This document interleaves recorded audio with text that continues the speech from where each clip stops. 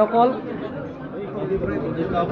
মই পোনপ্ৰথমে আপোনালোকক আজি আমাৰ কাৰ্বি আংলঙৰ এটা স্থায়ী শান্তি স্বাৰ্থত আপোনালোকে ইয়াৰ আজি আমাৰ এই সভাত অহাৰ কাৰণে মই আপোনালোক সকলোলৈ মোৰ ফালৰ পৰা আন্তৰিক অভিনন্দন জনাইছোঁ।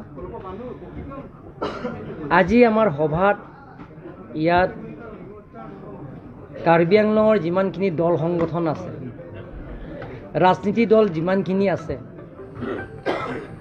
লগতে ছাত্ৰ সংগঠন, কাৰ্বি আংলং যিমান দল সংগঠন আৰু সকলো পলিটিকেল পাৰ্টি লগত লৈ আজি আমি কাৰ্বি আংলঙত যিবিলাক ইলিগেল ইনক্ৰচাৰ PGR BGR সেই সম্পৰ্কে আমি প্ৰায় 3 ঘণ্টা কৰি আমি আলোচনা কৰিছোঁ।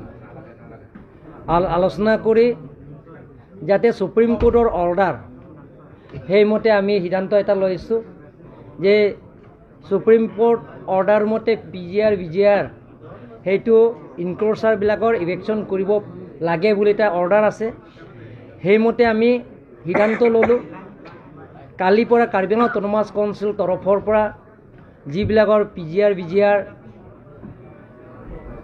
ইনক্ৰচাৰ আছে তেওঁলোকৰ কাৰণে কালিৰ পৰা আমি নটিচ দিয়া হ'ব। তাৰ লগত আমি কাৰ্বি আংলং অট'নমাছ কাউন্সিলৰ পৰা যিটো সুপ্ৰিম কোৰ্টৰ গাইডলাইন সেইটো আমি স্কিম বনাব লাগে বুলি কৈছে, মানে SOP বনাব লাগে বুলি কৈছে, সেইটো আমি কালিৰ পৰা আৰম্ভ কৰিম। আৰু কাৰ্বি আংলং অট'নমাছ কাউন্সিলৰ যিমানখিনি কাৰ্বি আংলঙত ইনক্ৰচাৰ আছে সেই গোটেইখিনি ইনক্ৰচাৰত আমি এটা চেল বনাব।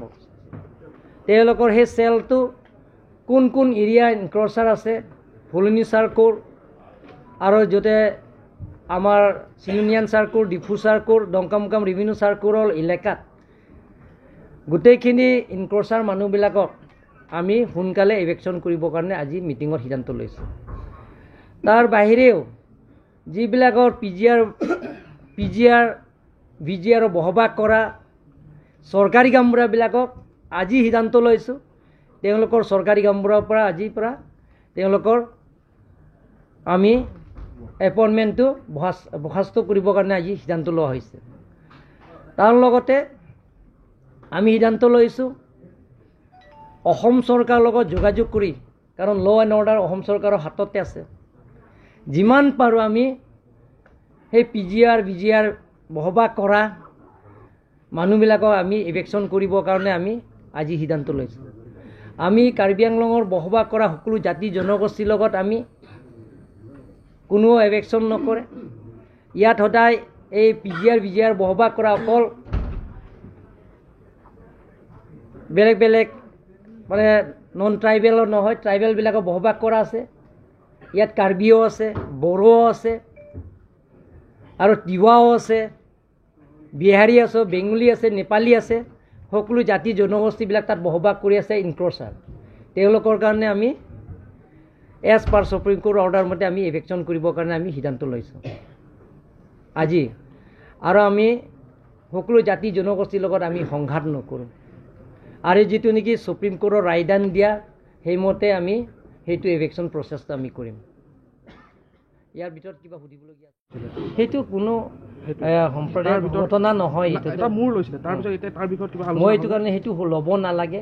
সেইটো আমাৰ কোনো জাতি জনগোষ্ঠীৰ লগত সংঘাত কৰা নাই। কিন্তু কিছুমান দুষ্কৃতিকাৰী হৈছে, এইটো তেওঁলোকৰ যে মনোসজা কথাবিলাক কিছুমানে ওলাইছে আৰু কিছুমানে তেওঁলোকে যে ৰাজনীতিক ষড়যন্ত্ৰও হ'ব পাৰে, তাতে এই লুকাই থাকে, তাতে তৃতীয় শক্তিও হ'ব পাৰে তাতে, সেইবিলাকৰ কাৰণে সেইবিলাক ঘটনা হৈছে। আৰু তাৰ কাৰণে আমি কিছুমানৰ যিবিলাকৰ সেইবিলাকৰ ঘটনা হৈছে তেওঁলোকৰ মানে আইনত আমি ব্যৱস্থা কৰিবৰ কাৰণে আমি দিয়া হৈছে।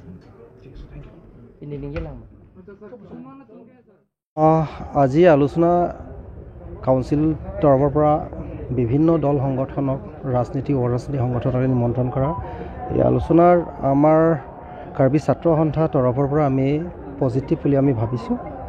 আৰু আমি আশা ৰাখিছোঁ কমিউনেল ফেব্ৰিকেশ্যন যাতে নাযায়, কিছু দুষ্কৃতি মানুহবিলাকে বিয়পিব বিচাৰি আছে যে কাৰ্বি বিহাৰী আচলতে তো কাৰ্বি বিহাৰীৰ কথাই নাহে এটাই কথা যে PGR VGR এৰিয়া সেই এভিকশ্যন হ'ব লাগে কাৰণ এখন সুপ্ৰিম কোৰ্টৰ পৰা অৰ্ডাৰেই আছে এইটো আমি কোৱা কথা নহয় গতিকে PGR VGR এভিকশ্যন হ'ব লাগে এই দাবীৰে ৰাইজে ওলাই আহিছে ওলাই অহাৰ পিছত কাৰ্বি আংলং অট'নমাছ কাউন্সিল কৰিবলৈ বাধ্য হৈছে আৰু ইয়াত কোনো কনফিউজন কৰিব নালাগে অসমভাষী বা ভাৰতভাষী মানুহ কোনো মানুহে আতংকিত হ'ব নালাগে বিহাৰী মানুহবিলাকো থাকিব পাৰিব কাৰ্বি আংলঙতে আছে আগৰ পৰাও আছে এতিয়াও আছে ভৱিষ্যতলৈকেও থাকিব যি ইণ্ডিজিনিয়াছবিলাক কোনোবা যদি ডকুমেণ্টছ নাই কোনোবা ইলিগেল আহিছে সেইটো বেলেগ কথা কিন্তু এই বৰ্তমান যিটো ইছ্যু যে কমিউনিয়েল ফেব্ৰিকেশ্যন কোনোবা কৰিছে আপোনালোকৰ থ্ৰুদি মই অনুৰোধ কৰিব বিচাৰিছোঁ আপোনালোকৰ মিডিয়া থ্ৰুদি মই অনুৰোধ কৰিব বিচাৰিছোঁ যে কমিউনিয়েল ফেব্ৰিকেশ্যন নিউজটো আপোনালোকে অন্ততঃ নবজাব এইখন আজি শান্তিপূৰ্ণভাৱে আলোচনা হৈছে এই আলোচনাত এটা